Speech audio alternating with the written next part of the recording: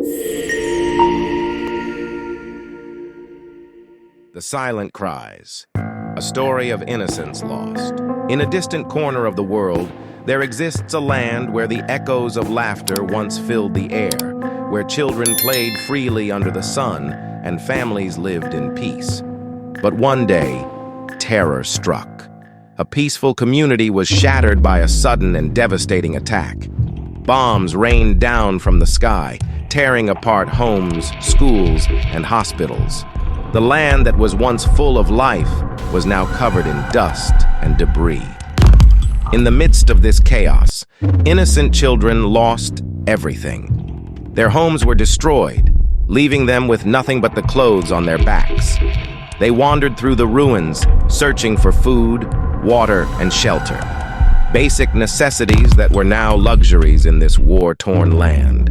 Their schools, once a place of learning and joy, were reduced to rubble, and their dreams of a better future faded away. The world watched in silence as these children suffered. Promises of aid and protection were made, but help never came. The so-called defenders of human rights, those who claimed to stand for justice and peace, turned a blind eye to their pain. The cries of the innocent were drowned out by the noise of politics and power.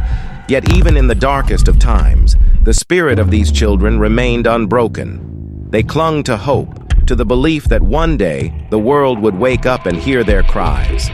But as time passed and the suffering continued, that hope began to wane. The children grew up in a world that had forgotten them, in a world that had chosen silence over action. This is not just a story of one land, one group of people. It is the story of all those who suffer in silence, all those who have been forgotten by the world.